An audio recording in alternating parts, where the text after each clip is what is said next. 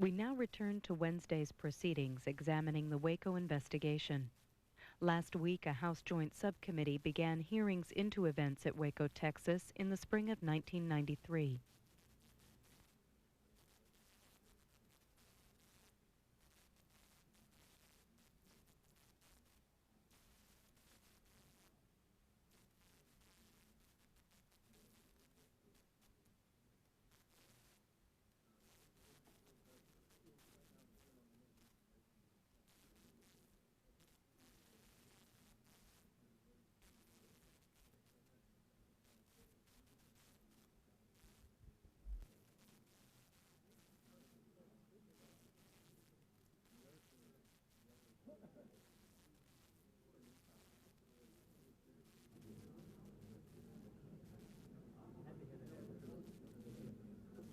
These joint committee hearings on Waco will come to order a little bit later than I hoped we would be coming back from the break after the joint session of Congress, but nonetheless we're here and gathered now.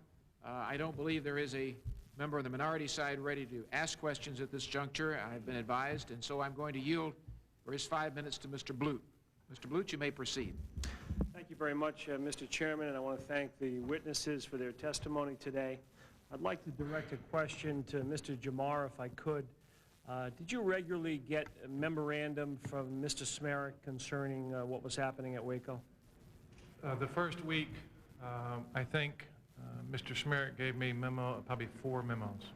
Did you find those memos helpful in the development of your strategy? Yes.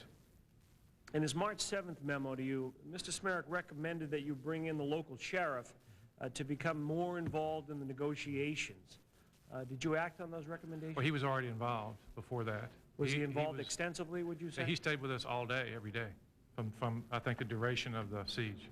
Was his input helpful to you? Tremendously helpful. We heard testimony earlier from an earlier panel from a Branch Davidian who had escaped, who had firsthand knowledge there, who seemed to indicate that the relationship between the sheriff and Koresh was fairly cordial. Is that your understanding? Yes, the sheriff was a type of man who had been sheriff for over 25 years. Very engaging man, extremely bright man. He knows how to communicate with people in that community. And he was extremely effective with Koresh. Was there any idea of using him up front with Koresh? We did. I think there's one instance where we put milk in, where we made it look like it was the sheriff accomplished in order to build him up. I think you might want to ask Mr. Sage about there's a photograph up there, the face-to-face is a good example of the sheriff's commitment and his involvement with us. In Mr. Smerek's March 8th memorandum, he recommended that the resort to tactical pressure, quote, should be the absolute last option we should consider, and that the FBI might unintentionally make Koresh's vision of a fiery end come true. Seemingly, you did not listen to that recommendation. Well, I don't think that, how do you want to define it and when? One of the points I tried to make earlier is establishing a perimeter and using armor to do that is that tactical pressure. If we didn't do that, we wouldn't have stayed. We'd be gone. We'd have to leave. Remember, when we arrived, there's 4 dead ATF agents, at least 16 wounded, and at least 5 people we knew about dead inside. You don't show up and try to establish control of something and put people in peril, although they were in very much peril the whole time. So that part, if you define tactical pressure as that, then no. As far as doing something to provoke them or anything like that, the first thing we did, I think, would be close to provocative, was on the 15th of March, where we removed some debris from we call the black side, the back, as you recall from television, the view you saw from the back, because it was some building materials and stuff that they would go out and continue to fortify, and they kept leaving, so we wanted to remove that from them.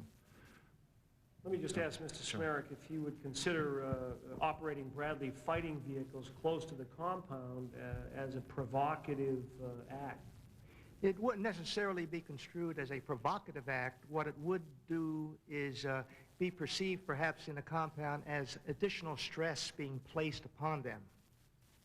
And so what I was concerned with, of course, is that if our goal is to try to break the control that David Koresh had over the minds of his people, what we'd like to do is draw back slightly so that we're not increasing the pressure within the compound and strengthening the hold that Mr. Koresh had on his followers. But it was not a tactical move to provoke any type of a fight. What about the issue of your decision, Mr. Jamar, to cut off the power inside the compound? Did you believe that the HRT agents in the field were cold and wet, and this is somehow why the Davidians should be the same at that time? Was that part of your decision-making? Well, it was part of it, but I think the thing to remember, we cut the electricity off on the 9th. We cut the electricity off on the 10th. The idea was to, here's something we can do maybe to get a reaction from them, which we did. Koresh never permitted classical quid pro quo negotiations. He would not involve himself in it and did not permit it. But that was what was going on. We had turned it back on. Well, that evening, morale and the coal was a factor. But remember, the reason we did it in the first place was also to use up their fuel. If they had generators, the sooner we use their fuel up, the generators will stop, and they can't use the fuel for Molotov cocktails. There's a lot of reasons for doing something. But that night, I'm first to tell you that the reason I did it that night primarily was for morale in one respect, not just the tactical people, everybody who was out in cold and away from home and everybody else, but also that we're not as predictable as they may think. Now, did the negotiators like that? Not at all, because it was a departure for them. But it got us out of a box that Well, what about the further